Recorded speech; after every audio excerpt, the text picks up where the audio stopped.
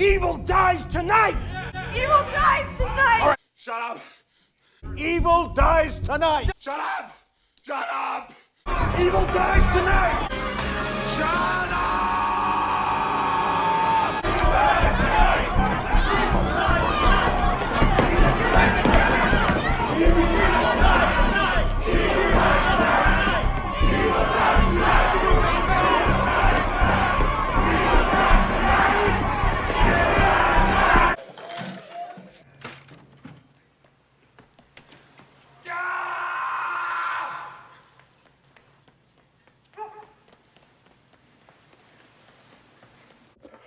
Welcome back, one and all, to the HalloScream Review Series. This is, again, where we are reviewing every Halloween movie leading up to Halloween Ends. Several channels are doing this. I'll link them all in the description below. You guys can check out their reviews down below.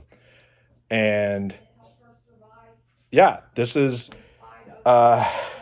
you can kill me now.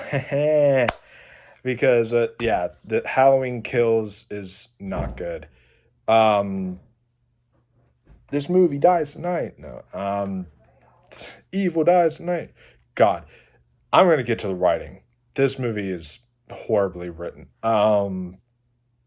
Let's start off on a good note. I'll start off with the things I do like, because I don't completely outright hate this movie. There are things I like.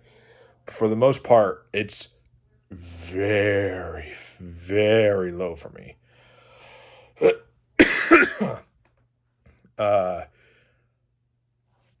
For me, I gotta say, right off the bat, the beginning scene of this movie, the flashback scene when it opens up, you see Loomis, and they did that amazing prosthetic makeup job on him. And like that all was really, really well done. It brought you back to 1978 and really made you understand the sheriff as well. Sheriff, God, what's his name? What is his name? Hold up. What's his name? You know what? I've already forgotten his name. But that sheriff guy, you guys tell me in the comments down below. I cannot believe I'm blanking on his name right now. I know all the OGs, I know all that stuff, but I cannot believe I'm blanking out on the name of this cop. It's like, what the heck? Okay, whatever. But you get to really explore his life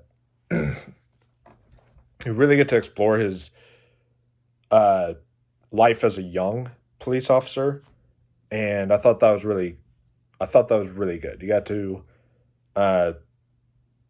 understand him more and understand him as a person. I thought that was really, really well done. Even though I didn't like what the actor who played Loomis said dialogue-wise, again, the writing, did he kill again? It's like, I don't know. It's like the way that they wrote him, I wasn't a big fan of, but sorry, guys, man. Yeah, it's just the way they, I don't know, guys. I'm sorry. I had to take some medicine. My cough was kind of bad. But just the way that they wrote Loomis in this movie, I wasn't a big fan of. But I thought his performance and I thought the actor's makeup job, like, that was all incredible. And then, by the way, it's Officer Hawkins. I just looked it up.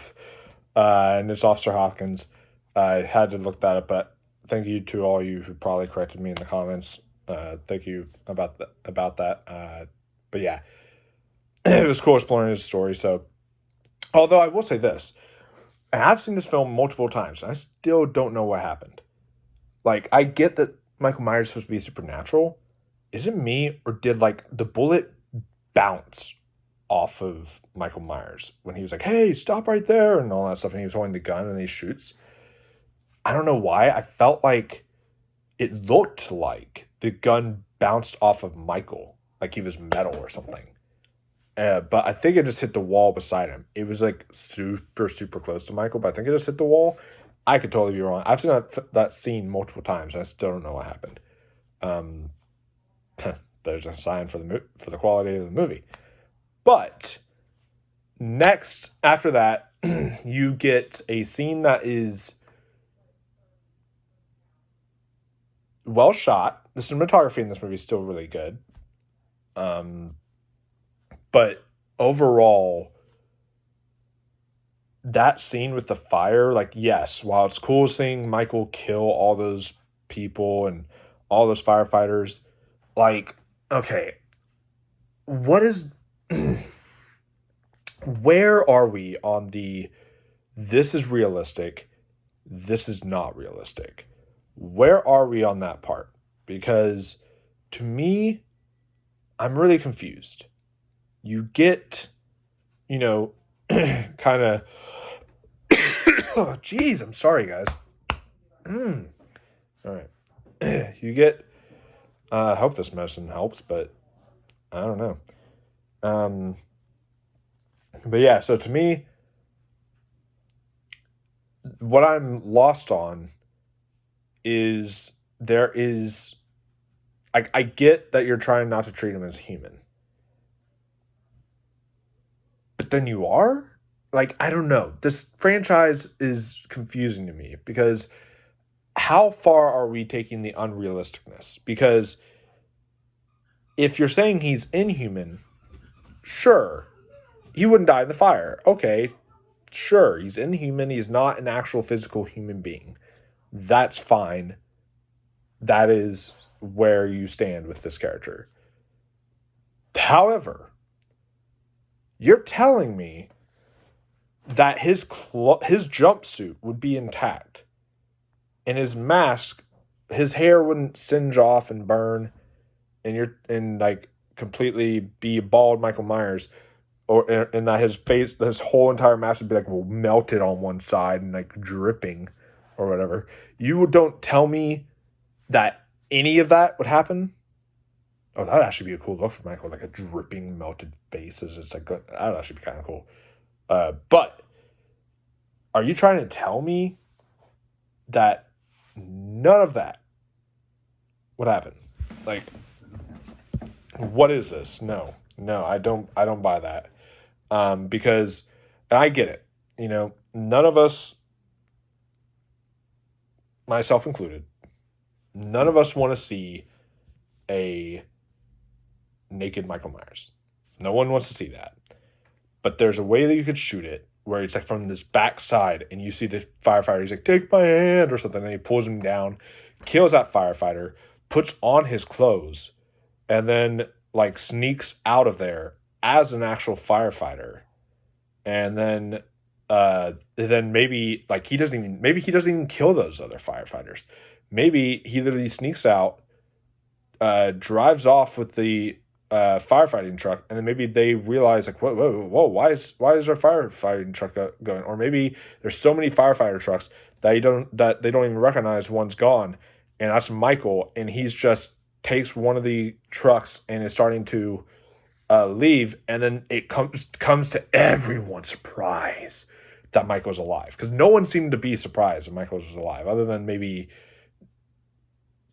I don't know, it didn't hugely feel that way to me. But if they were to like, I don't know, like because they're all like, oh, he survived the fire and all that stuff.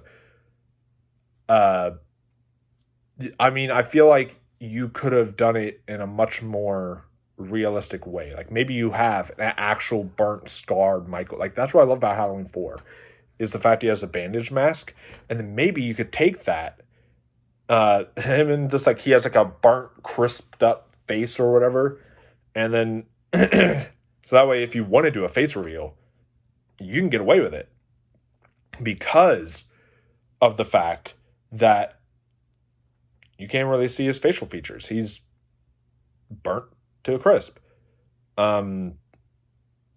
Maybe he goes and maybe he could like drive to like another place to get his mask, another place to get a jumpsuit, and then he could start fresh. Do something like that. Go the Halloween 4 route. That's a little fun because you've done Easter egg nods to some of the other sequel films. That'd be a fun little nod to Halloween 4s if you had him do that. And it also feels a lot more realistic than just having him walk out. Not even a burn hole was in his jumpsuit. His jumpsuit is crystal clean. There isn't even like a burn hole in his jumpsuit. I'm like, this is ridiculous to me. Anyways, that's just the first part of the problems with this film. You get Laurie in the hospital being wasted as a character here, because she literally just sits there in the hospital saying, like, I thought we had him. You must kill him, Tommy. Evil has to die. And that's just like her being in the hospital, just doing that type of stuff the entire runtime. Essentially the entire runtime. I don't get it. And talking about Tommy, like, let's get into the characters. So, like, would I have loved to have seen, like, Paul Rudd or someone like that come back to play Tommy? Sure, I would have loved that. That would have been fun. However, it's like, I didn't mind them getting the actor who they got for it, and I'm blanking on the actor's name. I didn't, you guys will correct me in the comments, but I didn't mind the actor they got. I thought he delivered a decent performance, all that stuff. It's just the way the character was written. It's like, this film botches the legacy characters. Tommy was horrible. Laurie was horrible. Sheriff Brackett comes back and is horrible in this film. That is not how Sheriff Brackett would act. And then,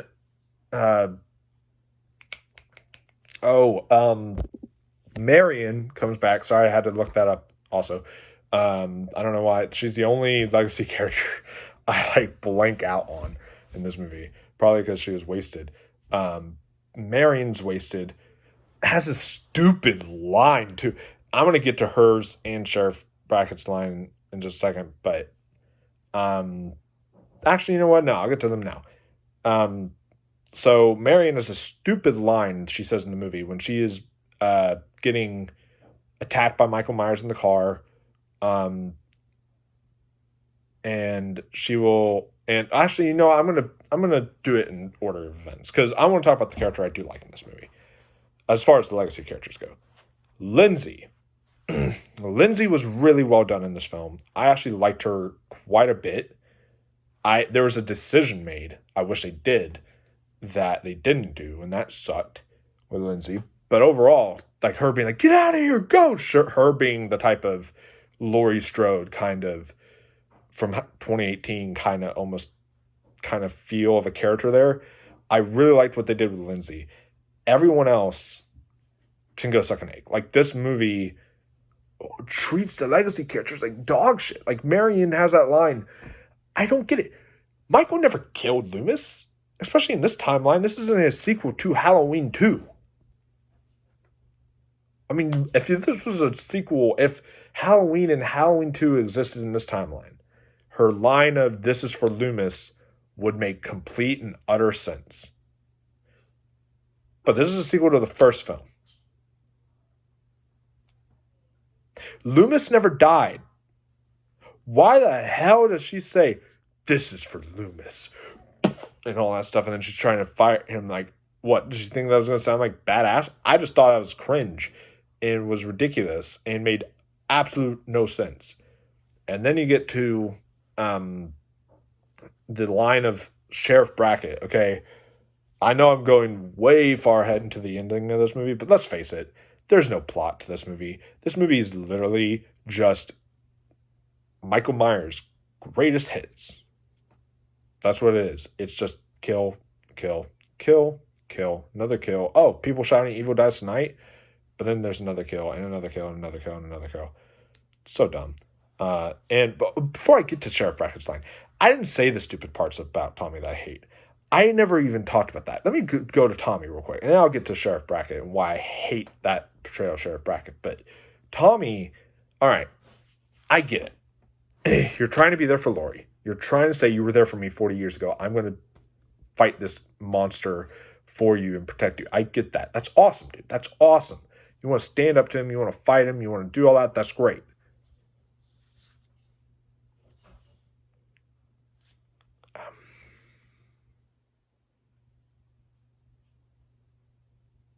But then you get the scene with Fat Penguin Man. I don't know the actor's name. I'm sorry. Just think you look like the penguin. I know it's totally, but I don't mean to come across that way. You get him running for his life because they think Michael is coming to the mental hospital, and he must be, and he's like one of the patients or whatever. But like, or goes to the hospital, but he's like a mental hospital patient or something like that. And so they chase after him. Michael Myers has seen this, or not Michael Myers, Tommy has seen this guy face to face. He knows exactly what Michael Myers looks like. He's skinny, he's big, kind of bulky-ish a little bit. Well, now he's bigger and bulky-ish. He's actually really skinny in the first film. So he knows exactly what Tommy looks like. And he thinks this pudgy guy who can't even move fast is Michael Myers? What is this movie? Who wrote this? How does that make any sense? What? I don't get it. I'll never get it. I tried, guys. It's horrible. And then, again, you get to Tommy saving Lindsay. And this is the issue I have with Lindsay's character. Okay? Not her specifically. The actress did a good job, everything like that. But, so there's this really great scene with Hawkins and Lori. They're in the hospital together, and he's saying how it's his fault, yada yada, that this all happened, and she's holding him by the hand and saying, "This is not your fault. He's always been you are a good man," and that is maybe my favorite scene of the movie. That is such a great emotional character building moment. However, you get Lindsay, who was just attacked by Michael Myers. Realistically, she would be at that hospital. Even if they weren't able to get her in a room in time or whatever, she would be at that hospital. So, to me, what I wanted to see, I would have loved to have seen a reunion of her sort of in the hospital with Lori, or Lori after she gets up out of the hospital and she's in bed, she sees Lindsay on a stretcher being carried, and then she's like talking to Lindsay, and Lindsay's like saying this like emotional piece of dialogue to Lori, and they're having this really great moment together. I want to see more moments like that in this Halloween franchise, not this just shouting "Evil dies tonight" bullshit. And by the way, I get it, he's the boogeyman or whatever, but like when Tommy like was rallying everyone together and was doing his battle speech and was saying like, "The boogeyman is upon us," or something like that, I died. Like, I almost died laughing. I don't know why. It sounds so funny. A grown-ass man saying the boogeyman is upon us. Like, that shit was funny. Some shit that isn't funny is, let's fast forward over to the end. We get Sheriff Brackett. All right. His daughter Annie died. He is pissed off. But is he? Because if he was actually pissed off, what would have happened is, after their big fight scene, they're all fighting Michael Myers, and they're all like Looks like they're winning. What would have happened is, and I'm not a father, but I am sure other fathers can speak to this. He would have grabbed his gun in his hand and he would have just started shooting. He would have literally just started shooting right there. Instead, they wanted to throw in some BS fan service line of everyone's entitled to one good scare. Like, what? How does that make any sense? Like, this man killed your daughter, and you're going to say some snarky remark rather than just shooting him. And then after their fight, you see Lori's daughter, Karen, she stabs him in the back or whatever with a knife. And that's cool and all. But Brackett, with the ammo that he has left, would have gone up to Michael, loaded, if he had any left in his gun, that would have been fine. If he didn't, he would have loaded it up, pointed the revolver or whatever gun it was, if it was a pistol, revolver, I think it was a revolver, would have pointed that down to Michael's head.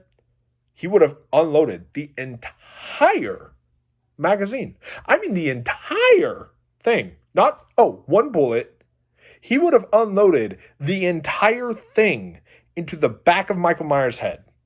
That's what he would have done. If he was actually, truly, genuinely pissed off, he would have done that. I honestly don't think he gave two fucks about his daughter dying. I think that he was just like, he's like, hey, she disrespected my rules. I'm the dad here, okay? I'm glad she's dead. Because no logical parent would do that. No logical parent. Like, it makes no sense to me. And that scene just pisses me off. And the only, noteworthy moment of that scene is the meme where the lady has the iron in her hand. It's like, what's that going to do against Michael Myers? And it's even it's unplugged. It's not even hot. It's like, what is that going to do against Michael? That shit's funny. But that's the only thing that is worthwhile in that entire scene. And then not only that, but see, some of the kills, sure, they're fine. The breaking the glass and stabbing it to that one lady's throat, that was pretty graphic. But then it's there are some kills in this film that are just ridiculous. Big John, Little John, he stabs him in the armpit and then he puts his thumbs in his eyes and it looks so fake. The makeup stuff coming out of his eyes was so fake.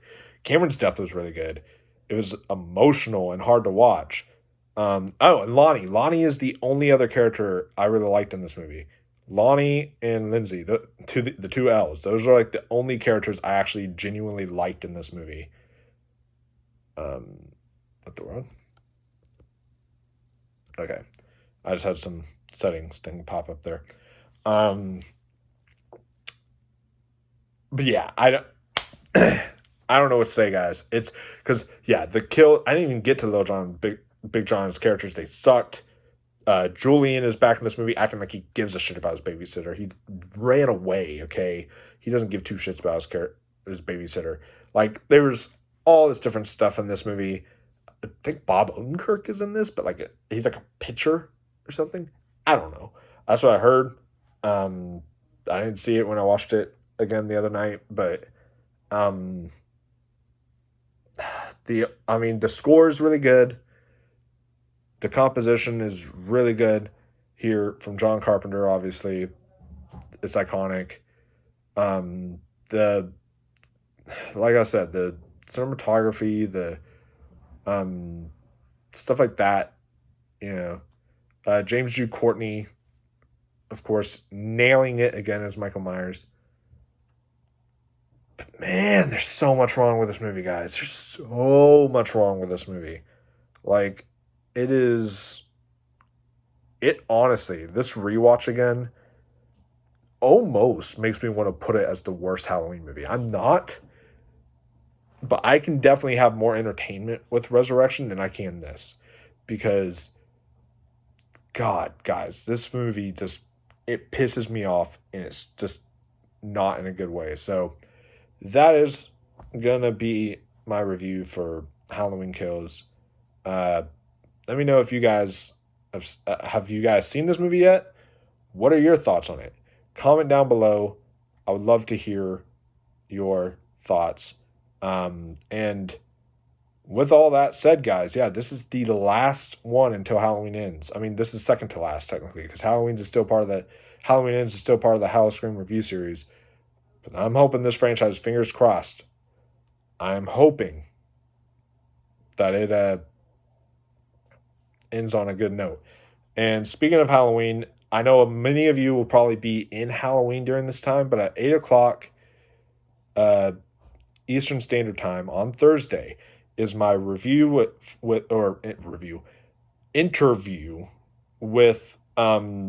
Casey Hartnett from Terrifier 2.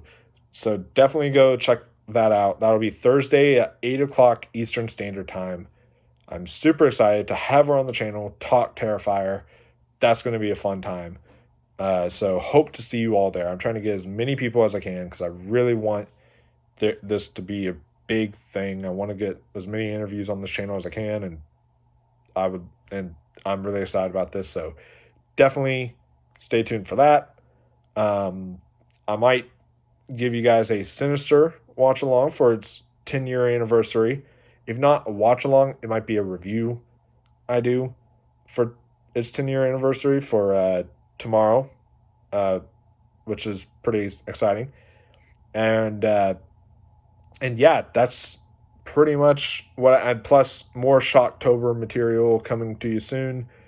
But yeah, guys, other than that,